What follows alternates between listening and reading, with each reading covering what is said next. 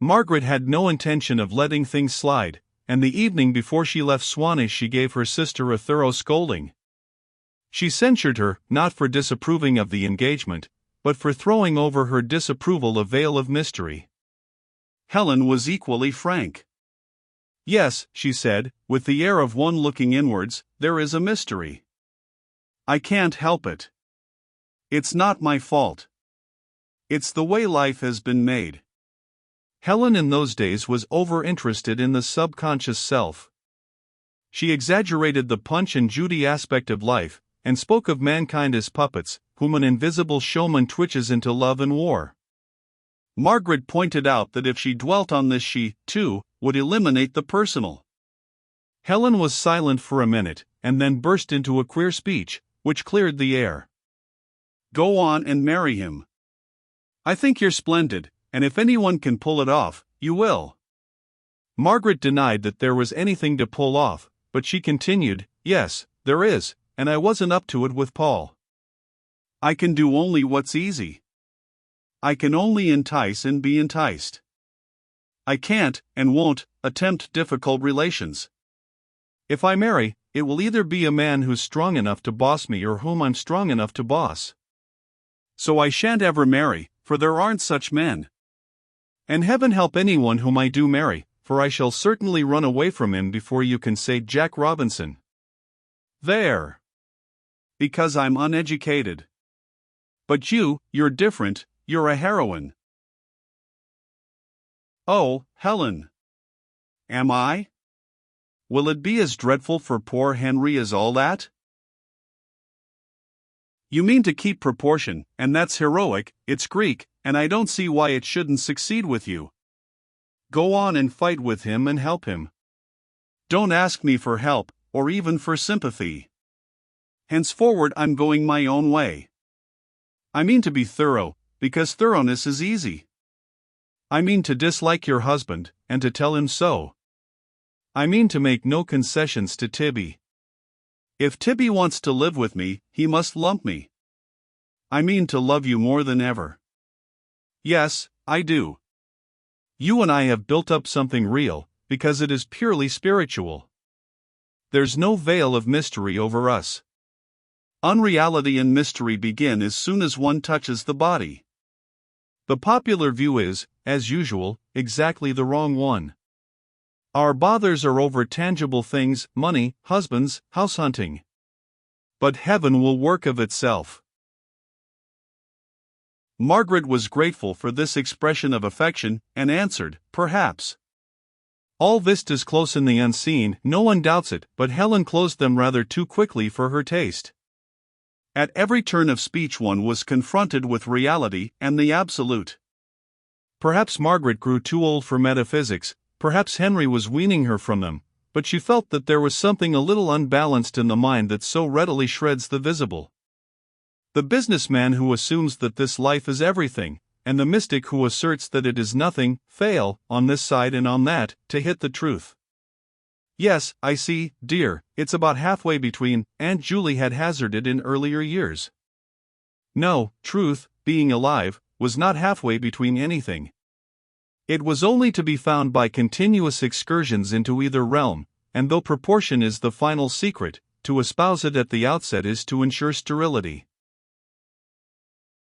Helen, agreeing here, disagreeing there, would have talked till midnight, but Margaret, with her packing to do, focused the conversation on Henry.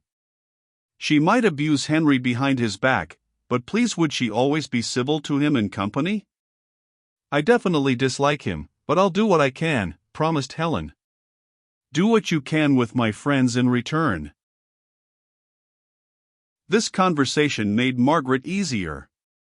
Their inner life was so safe that they could bargain over externals in a way that would have been incredible to Aunt Julie, and impossible for Tibby or Charles.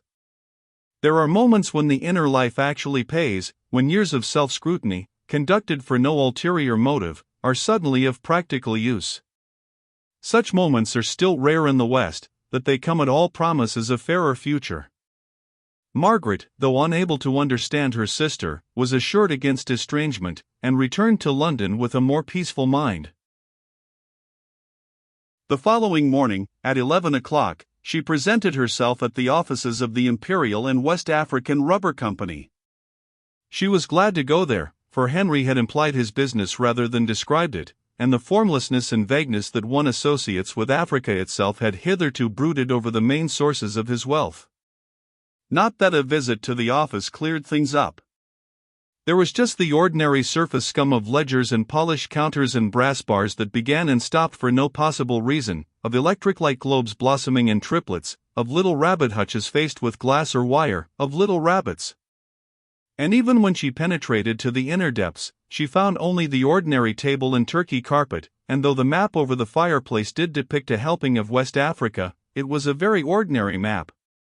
Another map hung opposite, on which the whole continent appeared, looking like a whale marked out for a blubber, and by its side was a door, shut, but Henry's voice came through it, dictating a strong letter.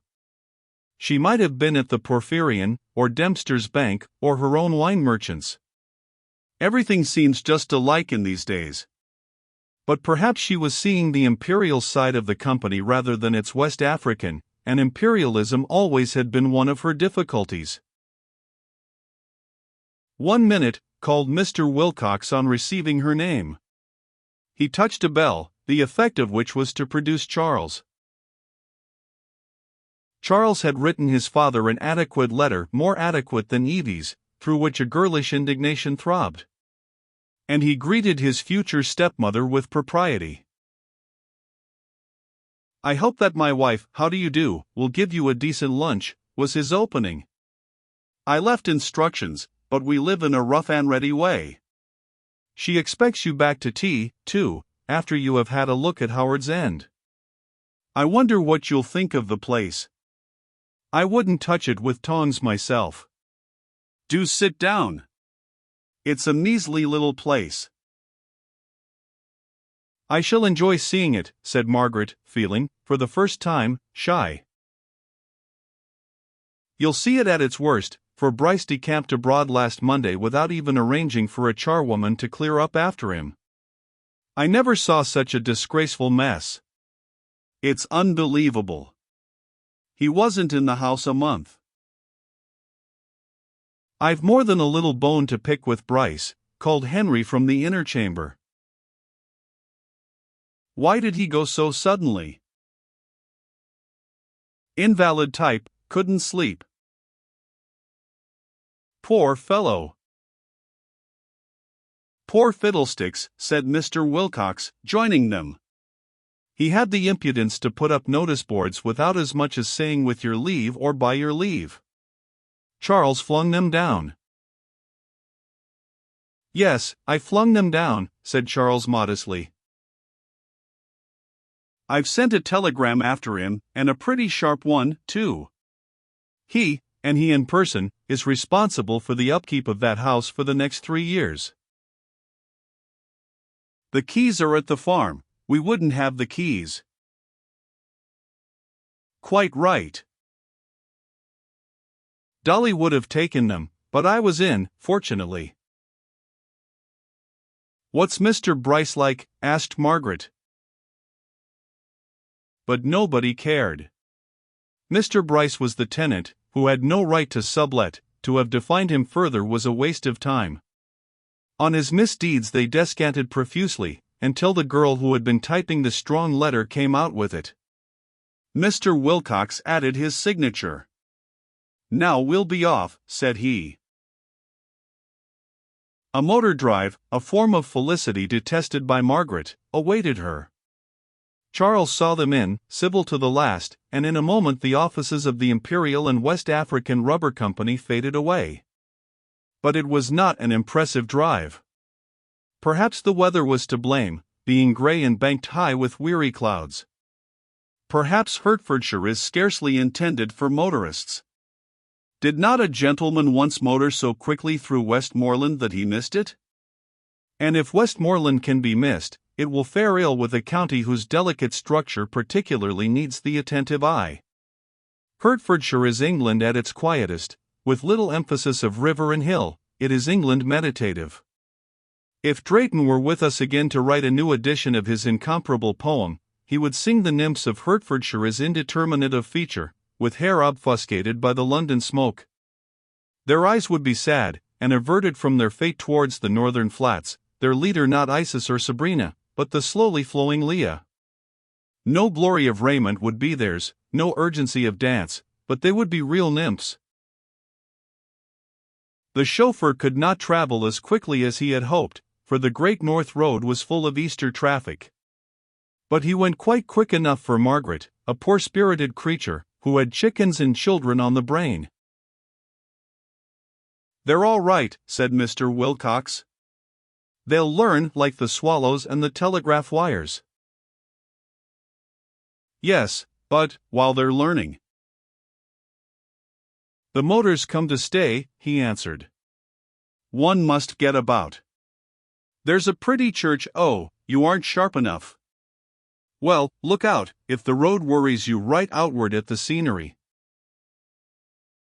She looked at the scenery.